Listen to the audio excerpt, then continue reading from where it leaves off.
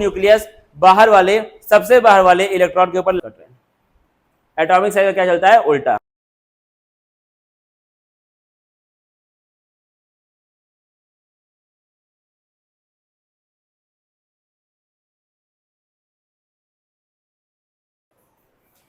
आज का अपना शुरू करेंगे लेक्चर। अब हमने पिछले लेक्चर्स में क्या पढ़ा था, जेड इफेक्टिव के बारे में बात की थी। किसके बारे में, जेड इफेक्टिव के बारे में बात की थी। आपको पता होगा कि जेड इफेक्टिव का मतलब क्या होता है, इसको हम लोग क्या बोलते हैं दूसरी भाषा में, effective nuclear charge.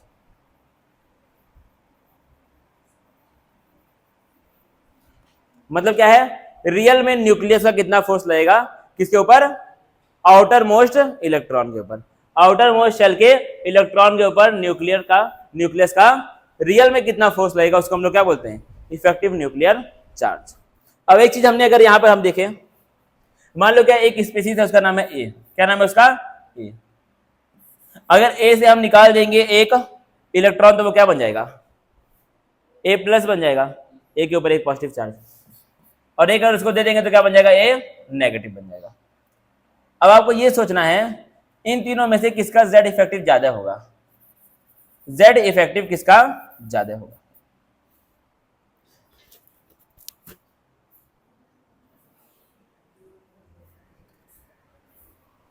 Z effective का मतलब क्या होता है, न्यूक्लियस का चार्ज, मतलब न्यूक्लियस का कितना चार्ज आउटर मोस्ट शेल के इलेक्ट्रॉन के ऊपर लगेगा, उसको हम लोग क्या बोलते हैं, जेड इफेक्टिव बोलते हैं।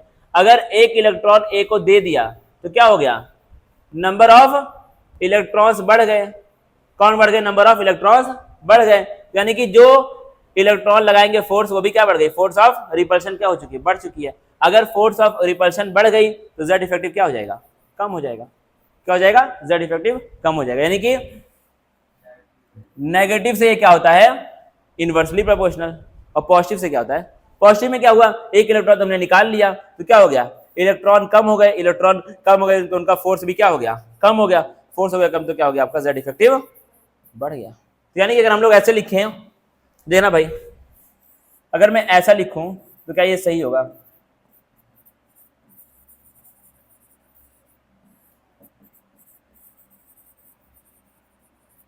बताना मुझे, मैंने सही लिखा है फिर रॉन्ग लिख दिया गलती से।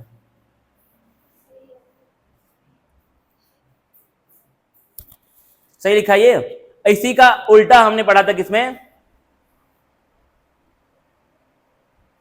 इसी का उल्टा हमने कहा पढ़ा था, एटॉमिक साइज में पढ़ा था। क्या पढ़ा था इसका उल्टा, एटॉमिक साइज में।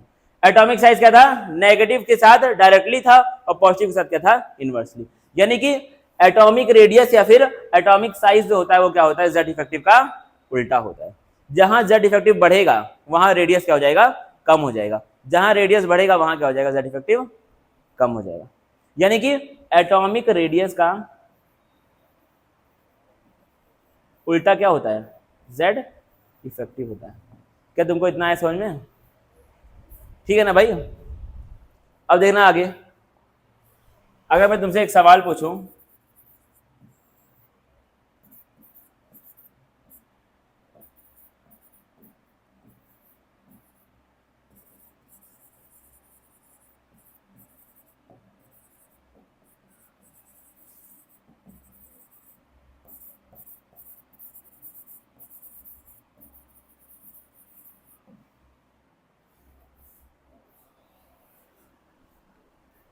क्या तुम कर लोगे इसको सैफ, क्या आप इसको कर पाएंगे सॉल्व।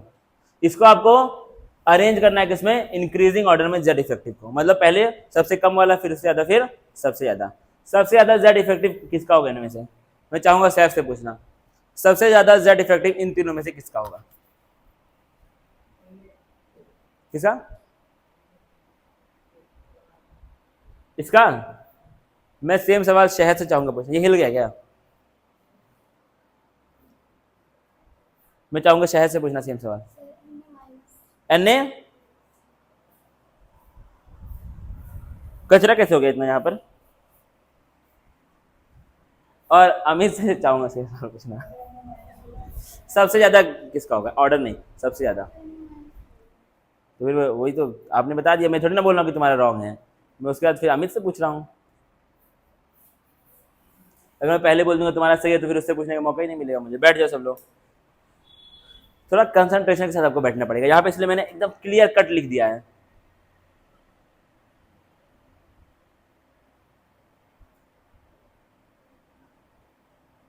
भाई अभी 1 मिनट पहले जो पढ़ाऊंगा वही नहीं हो पा रहा है रिकॉल।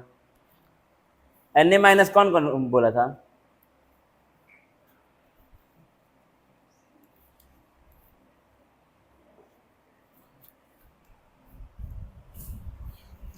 अरे भाई जेड इफेक्टिव का मतलब क्या होता है? जेड इफेक्टिव का इफेक्टिव न्यूक्लियर चार्ज, इसका मतलब क्या होता है? शायद क्या होता है इसका मतलब इफेक्टिव न्यूक्लियर चार्ज का? इफेक्टिव न्यूक्लियर चार्ज क्या चीज है? खड़े हो जाइए पहले तो आप।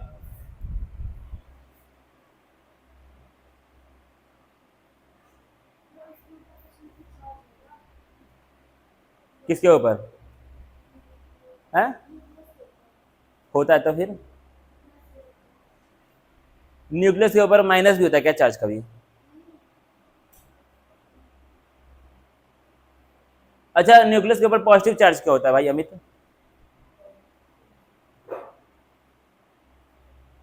पढ़ते आए हैं बचपन से, न्यूक्लियस पॉजिटिवली चार्ज होता है, क्यों होता है? मजाक बना लिया है हाँ? क्या है वो? गोल होता है इसलिए? तो ऐसे कर दे रहे हो इशारा में अपने आप ऐसे मुंह से बोले, जवान है नौजवान आप हैं, आपकी आवाज तेज होगी कोचिंग के बाहर। बताइए तो क्या होता है?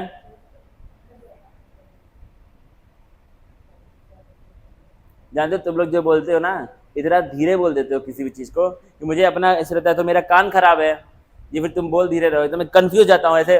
सर अपना मैं समझता रहूँ मैं, चलो कुछ ना कुछ, इसलिए ऐसे इतना धीरे ये।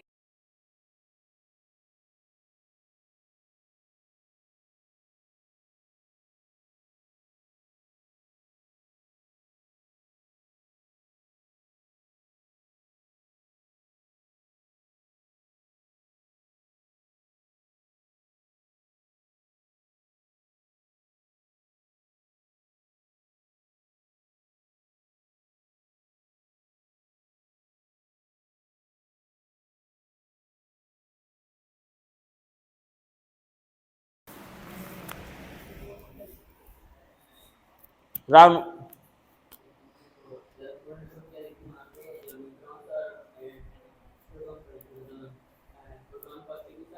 हाँ बस सिंपल बात है कि इसके पास क्या होते हैं? प्रोटॉन होते हैं, तो प्रोटॉन पॉजिटिवली चार्ज है, न्यूट्रॉन का तो कुछ चार्ज होता नहीं है। एकदम बेसिक सवाल है भाई, ये तो मैंने ऐसे मजाक मजाक में पूछ लिया था, ये तो डाउट भी, मेरा सवाल तो ये था, ये तो मैंने खेल में पूछ लिया, लेकिन फिर भी आप उसको बता नहीं पाए, तब क्या हुआ? मुझे बहुत झटका लगा इस चीज़ से कि हमारे जो बच्चे वो कॉमन सेंस को अपने नहीं यूज़ कर रहे हैं। क्या तुमको ये पता है कि न्यूक्लियस के पास क्या क्या होता है? कौन कौन होता है?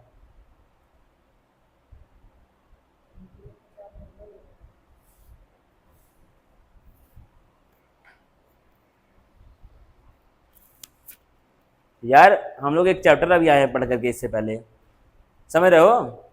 कौन सा पढ़ के आया चैप्टर इससे पहले? एटॉमिक स्ट्रक्चर, उसमें हमने यही पढ़ाई है। उस वो जब चैप्टर स्टार्ट हुआ था ना, उसके पहले दिन मैंने ये बनाया था डायग्राम, उस चैप्टर के पहले दिन, जो आपका लगभग कम से कम 25-30 महीना भर पहले स्टार्ट हुआ होगा, उस चैप्टर के पहले दिन मैंने ये डायग्राम बनाया था।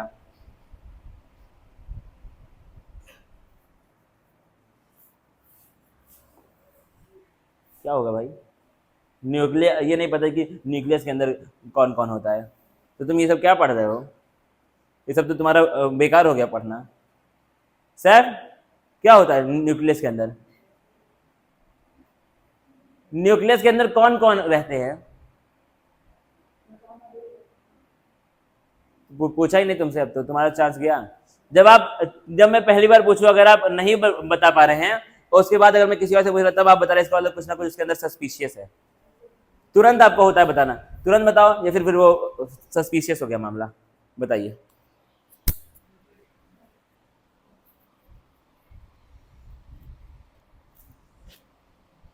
क्लोरीन?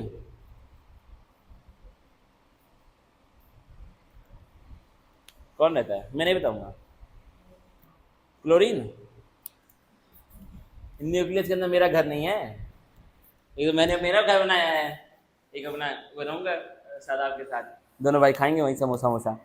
बताओ शायद न्यूक्लियस के अंदर कौन रहता है ये भाई, लेकिन बहुत दुख की बात है, बहुत बेसिक सवाल है, इस पे मेरा मूड एकदम खराब हो सकता है, तोड़ फोड़ में मचा सकता हूँ पूरा, दो तीन लाइटों ने तोड़ करके यहाँ हालत होगी। ये सब अगर ये नहीं किसी को पता है कि न्यूक्लियस के अंदर कौन होता है, आप फर्स्ट ईयर में हो उसी को समझे, ये हम लोग 8th क्लास में पढ़ाता हूँ, मैंने पढ़ाया 8th, और तुम कौन से बोर्ड से पास किए हो, कौन से, अरे क्लास मतलब कहाँ से स्टार्ट किए थे पढ़ना, सेंट जेवियर्स में तुमने किस क्लास में लिया एडमिशन, यूकेजी में लियो ना एडमिशन, यूकेजी 7th क्लास की बुक में है, एटॉमिक स्ट्रक्चर नाम का चैप्टर 7th क्लास की बुक में है एटॉमिक स्ट्रक्चर, मैंने पढ़ाया है 1-2 हफ्ते पहले, समझ रहे हो, आईसीएससी की 7th क्लास की बुक में चैप्टर है, और तुमको ये नहीं पता कि न्यूक्लियस के अंदर कौन कौन होता है, और तुमने यूकेजी से पढ़ा है सेंट जेवियर्स में, जो सेंट जेवियर्स में यूकेजी से पढ़े भाई वो तो एकदम बाप होना चाहिए, मतलब एकदम इतना खतरनाक उसको होनी चाहिए नॉलेज कि एकदम आर पार दे एकदम, जो यूकेजी सेंट जेवियर से पढ़ रहे हो, जानते हो सेंट जेवियर्स की औकात क्या है, अच्छे अच्छे खड़े नहीं हो पाएंगे सेंट जेवियर्स के बच्चे के सामने, अगर बढ़िया बच्चा है पढ़ने वाला तो। और आप भी पढ़े विद्या मंदिर से, 2 ही तो स्कूल हैं नौगढ़ में अच्छे, मतलब बहुत सारे स्कूल अच्छे हैं, लेकिन विद्या मंदिर को लोग हिंदी मीडियम का टॉप स्कूल मानते हैं, कम से कम उसकी तो लाज रखो स्कूल की तो, तुमको ये नहीं पता न्यूक्लियस, और तुम पढ़ रहे हो केवाईटी क्लासेस में, केमिस्ट्री का तुम्हारा टीचर, ठीक है, नीट में उसका नहीं हो पाया।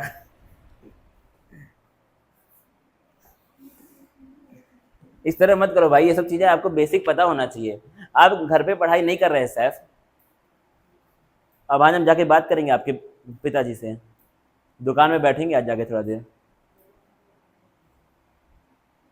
2 बोतल पियेंगे स्टिंग और उसके ऊपर अपनी बातचीत होगी, क्योंकि इस तरह मत करो यार सैफ, दिक्कत है भाई, बहुत बड़ी दिक्कत हो जाएगी, बर्बाद हो जाओगे लाइफ में। 11th-12th ये बेसिक होता है, अगर तुमको जाना है कहीं पर भी, अगर नहीं हो पाता है ना, अगर कोई 11th-12th में वो करता है मक्कारी, तो वो ड्रॉप लेकर के उसको सीखना पड़ता है वो चीज़ें, अगर 11th-12th में कोई मक्कारी करता है फिर ड्रॉप लोगे, तुम्हारा 2-3 साल अपना लाइफ का आगे पीछे होगा। पढ़ाई करो यार, इस तरह मत करो, न्यूक्लियस व्यूक्लियस सब पता करो क्या होता है न्यूक्लियस शायद,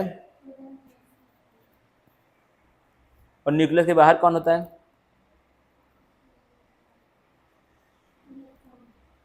कहाँ पर, हवा में, न्यूक्लियस के बाहर, तो फिर कहीं पर भी हो सकता है,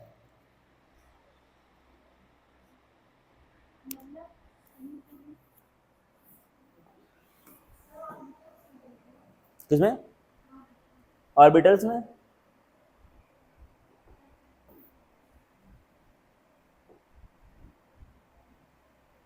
ऑर्बिटल्स में रहता तो बात सही है, लेकिन ये थोड़ा उस तरह की बात हो गई कि तुम अगर कहीं पे गए घूमने, मान के चलिए आप घूमने गए हैं स्विट्जरलैंड में, ठीक है, और आपसे कोई पूछ रहा है कि आप कहाँ पे रहते हैं, तो आपने बोल दिया खजुरिया में रहते हैं, तो समझ ही नहीं पाएगा, पहले तुमको इंडिया बोलना पड़ेगा, फिर तुमको यूपी बोलना पड़ेगा, फिर तुम अपना सिद्धार्थनगर खजुरिया बोलोगे, अगर तुम सीधे बोल दोगे कि तुम खजुरिया में रहती हो सिद्धार्थनगर में रहती हो, तो लोग उसको समझ नहीं पाएंगे, ठीक है, तो आपको थोड़ा सा आप पीछे जाकर के बोला, डिटेल आपको बताना पड़ेगा, ऑर्बिट में रहता है, फिर उसके बाद इस तरीके जाना पड़ेगा। बैठ जाओ सब लोग, इस तरह के काम आप लोग ना करें, वरना काफ़ी हद तक मुझे गुस्सा आ सकता है इस चीज़ पे, ठीक है, बैठ जाओ सब, न्यूक्लियस से बताओ, तो ये बताओ ये क्या होता है इफेक्टिव न्यूक्लियर चार्ज, क्या होता है, न्यूक्लियस के ऊपर जो चार्ज होता है उसको हम लोग क्या बोलते हैं, जो न्यूक्लियस का रियल चार्ज जो बाहर वाले इलेक्ट्रॉन के ऊपर लगता है उसी को हम लोग क्या बोलते हैं, इफेक्टिव न्यूक्लियर चार्ज, जो फोर्स न्यूक्लियस बाहर वाले, सबसे बाहर वाले इलेक्ट्रॉन के ऊपर लगाएगा, जो रियल फोर्स लगाएगा उसको हम लोग क्या बोलते हैं, इफेक्टिव न्यूक्लियर चार्ज। अब इफेक्टिव न्यूक्लियर चार्ज देखो, मैंने तुम लोगों को कितना प्यार से, कितना बेहतरीन अंदाज में बताया था, उधर डायग्राम वगैरह बना के एग्जाम्पल दे करके, भाई ये चीज इतना मुझे हर्ट होती है कि भाई बच्चे ध्यान से पढ़ते ही नहीं है, ऐसा लगता है मुझे, तुम लोग खाली जो कोक होता है उसी को मार के, तो क्या यहाँ बनाया था, अरे सब हट गया है, नोट्स पता नहीं कहा गया, बाहर उड़ में गया सब, मैंने बनाया था यहाँ पे, इसे डॉक्टर वॉक्टर सब बना लिया था, वो बोल रहा है अमित को कि पढ़ाई करो, और इधर से आप सब रोक रहे हैं पढ़ने से, इतना एक अच्छे अंदाज में बताया था आपको, ठीक है, चीज़ों को, लेकिन आपको फिर भी वो चीज़ आप ध्यान से पढ़ नहीं पा रहे हैं, और तुम्हारे पास मौका है, तुम एक तो यहाँ पढ़ो फिर अपना ऑनलाइन जाके पढ़ो, दो जगह पे तुम उसको रिवाइज करके पढ़ सकते हो, लेकिन फिर भी तुम नहीं पढ़ रहे हो क्योंकि तुम्हारे अंदर मक्कारी चढ़ चुकी है अंदर तक। सीरियस हो जाओ अपनी पढ़ाई के लिए, नहीं होगे सीरियस तो पछताओगे बहुत ज्यादा है, मौका फिर मिलेगा नहीं इतना अच्छा आपके पास। इतना बेसिक से आपको फर्स्ट ईयर में कोई नहीं पढ़ाएगा। मिटा भी दिया, अच्छा हाँ ठीक है। तो ये क्या है आपका इफेक्टिव न्यूक्लियर चार्ज जो होता है वो क्या होता है, डायरेक्टली प्रोपोर्शनल होता है किससे, पॉजिटिव चार्ज से, और इनवर्सली होता है किससे, नेगेटिव चार्ज से। अब जो हमको पढ़ना है वो हमारा टॉपिक आता है अगला, आयोनाइजेशन पोटेंशियल आपको पढ़ना है।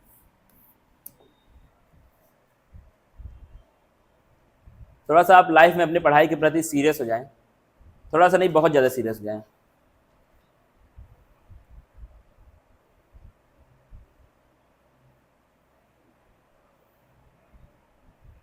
क्या पढ़ना है हमको,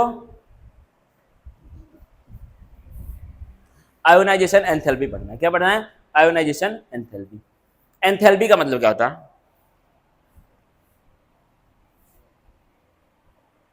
एंथैल्पी का मतलब क्या होता है, एंथैल्पी, एंथैल्पी का मतलब क्या होता है आपका, एनर्जी। क्या होता है, एनर्जी। अब देखना आयोनाइज, अब तुम इसको तो आयोनाइजेशन एंथैल्पी बोलो या फिर क्या बोलो, आयोनाइजेशन एनर्जी बोलो। इसका मतलब क्या देखना बड़े ध्यान से, क्या लिखा है, it is the energy required to remove an electron from an isolated gaseous atom in its ground. क्या है, कितनी ताकत चाहिए, ताकत को हम लोग क्या बोलते हैं इंग्लिश में, एनर्जी बोलते हैं। कितनी एनर्जी चाहिए एक इलेक्ट्रॉन को निकालने में एक आइसोलेटेड गैसियस एटम, मतलब एक गैसियस एटम जो क्या है आइसोलेटेड, आइसोलेटेड मतलब क्या है, अकेला है, उसने किसी के साथ भी बॉन्ड वगैरह बनाया नहीं है, उसके अंदर से अगर तुमको एक इलेक्ट्रॉन को निकालना है बाहर, तुमको कितनी एनर्जी चाहिए, उसी को हम लोग क्या बोलते हैं, आयोनाइजेशन एंथैल्पी या फिर आयोनाइजेशन एनर्जी। जैसे कि तुम्हारा ये एग्जांपल के तौर पे यहाँ पर दिया हुआ है, क्या दिया है, एम क्या है तुम्हारा एक गैसियस एटम है, अगर उसको तुम आयोनाइजेशन एनर्जी के जितना एनर्जी दोगे तो क्या होगा, वो एक इलेक्ट्रॉन को बाहर निकाल देगा। मतलब कि देखना यहाँ पे ध्यान से, मान लो क्या तुम्हारा ये ए है, ये क्या आपका ए है, ये कैसे है, गैसियस फॉर्म में, मतलब गैसियस स्टेट में, ठीक है। अब क्या है, ए को चाहिए कितना, ए को चाहिए 1.5 किलो जूल एनर्जी, किसके लिए, एक इलेक्ट्रॉन को बाहर निकालने के लिए।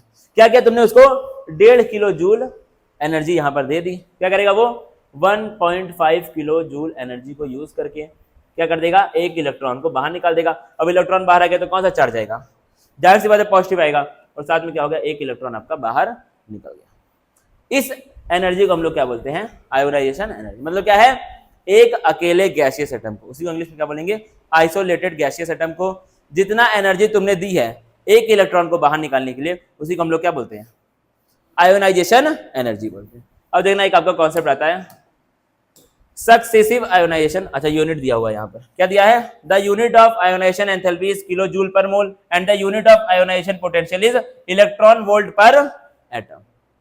इलेक्ट्रॉन वोल्ट पर एटम, मोल का मतलब क्या होता है, किलो जूल पर मोल मतलब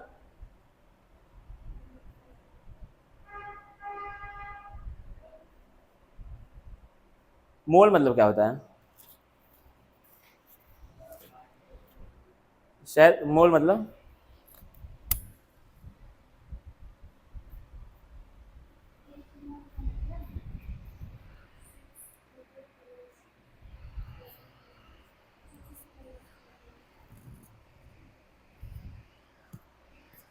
मोल मतलब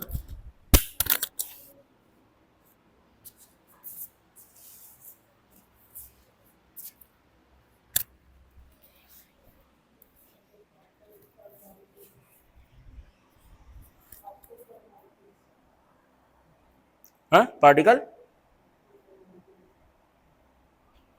पार्टिकल्स एंड मॉलिक्यूल्स,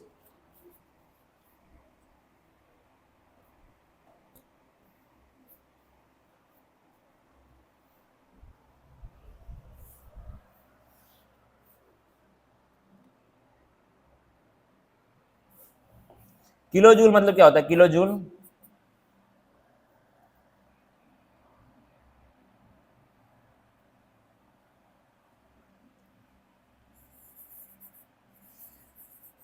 एनर्जी का यूनिट क्या होता है? एनर्जी का यूनिट 1 किलो जूल में कितना जूल हो जाएगा? है कितना? कि तो नहीं पता ऐसे कुछ तेज बोलो भाई, मैं आज इतना तेज बोल रहा हूँ। 1000, एक बोलो 1000, 1000। आवाज एकदम तेज होनी चाहिए, मारो। तुम जिम करो भाई सुबह से, समझ रहे बात को? आप जिम जाए, थोड़ा सा वर्जिश करें, शरीर को खर्च करें। जितना बॉडी को खर्च करोगे उतना बॉडी तुम्हारी और अच्छे से काम करेगी, ठीक है? जिम का मतलब ये नहीं कि 4 लोगों को मारना पीटना है। जिम आप करते हैं अपने बॉडी के लिए, ठीक है? जो रोड पे करता है मारपीट, वो कभी जिम जाता ही नहीं है। वो छपरी होता है, वो खाली मारपीट ही करता है रोड पे 4 लोगों से। पतले पतले लोगों को ले लेगा, मारपीट करेगा, ठीक है? तो आप थोड़ा सा अपने शरीर खर्च करें। बाकी ये क्या है, किलो जूल। अब मैं एक सवाल पूछूंगा यहाँ पर, 1 जूल को अगर हमको चेंज करना है किसमें? इलेक्ट्रॉन वोल्ट में, तो हमारा फॉर्मूला क्या होता है? 1 जूल में कितना इलेक्ट्रॉन वोल्ट होता है? मैं ये चीज बता चुका हूँ ना पहले, तो मैं पूछना चाहूंगा शहद से या फिर ये, अच्छा वो तो था ही नहीं शहद, ठीक है? मैं शहद से पूछना चाहूंगा कि 1 जूल में कितना इलेक्ट्रॉन वोल्ट होता है। पहले मैं इस चीज को बता चुका हूं तुमको।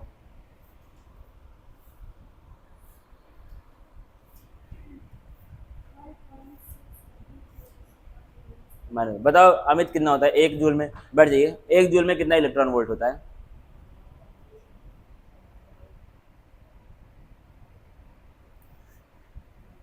राम देखो हंस रहा है। माइनस कितना? -19, -9। हालांकि तुम बोले थे, लेकिन यही फायदा होता है धीरे बोलने का। तुमको जैसे अपने ऐसे कर दो, उसका चलो। अब क्या देखना है हमको? Successive ionisation enthalpy. सक्सेसिव मतलब क्या है? लगातार। क्या है? लगातार। मतलब क्या है? तुमने मान के चलो यहाँ पर ए था, बैठ जाइए। ये क्या है तुम्हारा? ए है। इसके अंदर से तुमने क्या निकाला? 1 इलेक्ट्रॉन, तो क्या बन गया? ए प्लस बन गया। फिर ए प्लस से और निकाल दो 1 इलेक्ट्रॉन, तो क्या बन जाएगा? ए प्लस 2 बन जाएगा। इसके अंदर से एक और निकाल दो इलेक्ट्रॉन, तो क्या बन जाएगा? ए प्लस 3, ठीक है? उसी को हम लोग क्या बोलते हैं? Successive ionisation enthalpy. मतलब लगातार तुम इलेक्ट्रॉन निकालते जा रहे हो। पढ़ना क्या लिखा है? If a gaseous atom is to lose more than 1 electron, they can be removed one after the another। मतलब क्या है? अगर कोई गैसियस एटम एक से ज्यादा इलेक्ट्रॉन निकाल सकता है, तो वो उसको निकालेगा कैसे? पहले 1 निकालेगा, फिर 2, फिर 3, फिर 4, ऐसे करके वो निकालता रहेगा। That is in succession and not simultaneously. मतलब क्या है? ये चीज आपका हमेशा सक्सेशन में होती है, साइमल्टेनियसली नहीं होती है। साइमल्टेनियसली का मतलब क्या होता है? एक साथ नहीं होती है। एक साथ मतलब क्या है? एक साथ 2, 3, 4 इलेक्ट्रॉन बाहर नहीं आएंगे। पहले एक आएगा, फिर आपका दूसरा आएगा, फिर तीसरा आएगा, फिर चौथा आएगा। तो साइमल्टेनियसली नहीं होता है, सक्सेशन में होता है। This is known as successive ionisation enthalpy और आयोनाइजेशन पोटेंशियल। लगातार नहीं आएगा आपका, मतलब लगातार आएगा एक तरह से। Variation of ionisation enthalpies in the periodic table. तो क्या है? पीरियोडिक टेबल में आयोनाइजेशन एंथैल्पी कैसे कैसे चेंज होती है। Variation of ionization enthalpy along a period. Along a period, ionization enthalpies are expected to increase in moving across from left to right। तो क्या अगर आप पीरियोडिक टेबल में लेफ्ट से राइट जाएंगे पीरियड्स में, तो क्या होगा? आयोनाइजेशन एंथैल्पी आपकी बढ़ेगी। तो जो आयोनाइजेशन एंथैल्पी होती है वो क्या होती है? एटॉमिक साइज का उल्टा चलता है उसका ट्रेंड। एटॉमिक साइज का क्या चलता है? उल्टा। तो अगर तुमने पढ़ा होगा एटॉमिक रेडियस का, अगर तुमने पढ़ा होगा तो उसमें क्या हो रहा था? एटॉमिक रेडियस आपका लगातार पीरियड में क्या होता है? घटता है। ये क्या हो रही है? बढ़ रही है। एटॉमिक रेडियस का यहाँ पे पढ़ा था आपने, क्या हो रहा था वो? अगर हम लोग लेफ्ट से राइट जा रहे हैं तो क्या हो रहा था? वो घट रहा था। लेकिन आयोनाइजेशन एंथैल्पी क्या होती है? इसका उल्टा होता है। तो वो क्या होती है? बढ़ती है, ठीक है? फिर देखना क्या लिखा है इसके अंदर। बिकॉज द न्यूक्लियर चार्ज, अब देखना एक इंपॉर्टेंट चीज आ गई, nuclear charge increases and the atomic size decreases. तो क्या लिखा है? न्यूक्लियर चार्ज का मतलब क्या था? हमने पढ़ा था इफेक्टिव न्यूक्लियर चार्ज। क्या पढ़ा था? Effective nuclear charge. Effective nuclear charge क्या था? उल्टा था किसका? एटॉमिक साइज का, ठीक है? एटॉमिक साइज लिखो यहाँ पे, या फिर क्या लिखो? एटॉमिक रेडियस लिखो, दोनों सेम चीज है। एटॉमिक रेडियस का क्या मतलब था? इलेक्ट्रॉन है, हाँ, न्यूक्लियस का डिस्टेंस, उसी को हम लोग क्या बोलते हैं? एटॉमिक रेडियस बोलते हैं किसी भी एटम का। आउटर मोस्ट शेल का जो इलेक्ट्रॉन है उससे न्यूक्लियस का डिस्टेंस क्या कहलाता है, एटॉमिक साइज या फिर एटॉमिक रेडियस। ठीक है, तो क्या है तुम्हारा बोला है आयोनाइजेशन एंथैल्पी दो चीजों के ऊपर डिपेंड करती है। ये क्या होती है तुम्हारी, डायरेक्टली प्रोपोर्शनल होती है किसकी, जेड इफेक्टिव के, और इनवर्सली होती है किसकी, एटॉमिक रेडियस के। समझ आया? तो क्या तुम देख सकते हो यहाँ पर एटॉमिक रेडियस क्या होता है, अलोंग अ पीरियड कम होता है, तो ये क्या हो जाती है, बढ़ जाती है। इससे क्या, इनवर्सली प्रोपोर्शनल। इनवर्सली प्रोपोर्शनल का मतलब क्या होता है, अगर एक बढ़ेगा तो दूसरा घटेगा। ठीक है, तो क्या होता है, atomic radius along a period कैसे होता है आपका, घटता है, तो ये क्या हो जाएगा, अलोंग अ पीरियड बढ़ जाएगी। ये हम लोग क्या बात कर रहे हैं, अलोंग पीरियड, अलोंग पीरियड। फिर क्या लिखा है तुम्हारा, variation of ionization enthalpy in a group, the ionization enthalpies of the elements decreases on moving from top to bottom in any group. The decrease in ionization enthalpies down any group is because of the following factors. तो क्या है, किन factors पे आपका depend करता है ionisation enthalpy का order एक ग्रुप के अंदर। ग्रुप में क्या होता है, अगर हम लोग डाउन टू बॉटम जा रहे थे, डाउन टू बॉटम, अगर हम लोग टॉप टू बॉटम जा रहे थे किसी भी ग्रुप में, तो एटॉमिक साइज में क्या हो रहा था, बढ़ रहा था। एटॉमिक साइज क्या हो रहा था आपका, बढ़ रहा था। अगर हम लोग नीचे जाएंगे तो ये क्या हो जाएगा, उसका उल्टा, तो ये क्या हो जाएगा, इंक्रीज जाएगा, जाहिर सी बात है, सॉरी डिक्रीज जाएगा। अब क्या लिखा है, किस किस फैक्टर पे डिपेंड करता है, there is an increase in the number of main energy shells in moving from one element to the other. अब देखना, ये सब चीजें मैंने इसलिए बता दी थी स्टार्टिंग में। क्या होता है, अगर तुम किसी ग्रुप में नीचे जाओगे तो क्या होगा, नंबर ऑफ शेल तुम्हारे बढ़ रहे थे, क्या बढ़ रहे थे, नंबर ऑफ शेल। ये सब चीजें हम लोग पहले पढ़ चुके हैं, नंबर ऑफ शेल कैसे कैसे बढ़ते हैं, थर्ड शेल फोर्थ शेल आपका बढ़ता रहता है। फिर क्या लिखा है, there is also an increase in the magnitude of screening effect due to the gradual increase in the number of inner electron. Number of shell अगर बढ़ेंगे तो क्या होगा, नंबर ऑफ इलेक्ट्रॉन्स भी बढ़ेंगे। अगर तुम्हारे क्या हो गए, इलेक्ट्रॉन्स बढ़ गए, तो जेड इफेक्टिव क्या हो जाएगा, कम हो जाएगा। अगर तुम नीचे जाओगे ग्रुप में, देखना भाई बहुत ध्यान से समझने का ट्राई करेंगे। पीरियोडिक टेबल एक यहां रखा हुआ था,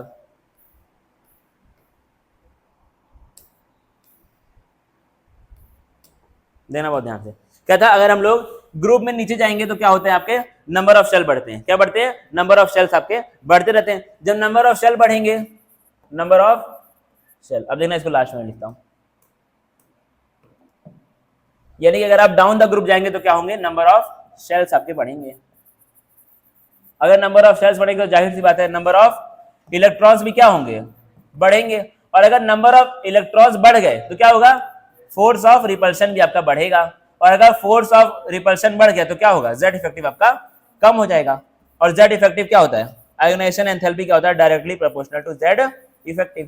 तो अगर जेड इफेक्टिव कम होगा तो ये भी क्या हो जाएगा, कम हो जाएगा। ये भी क्या हो जाएगा, डाउन द ग्रुप आपका कम हो जाएगा। तो क्या है, क्योंकि down the group Z effective कम होता है, इसलिए आपका ये भी क्या हो जाता है, कम हो जाता है। सिंपल बात है।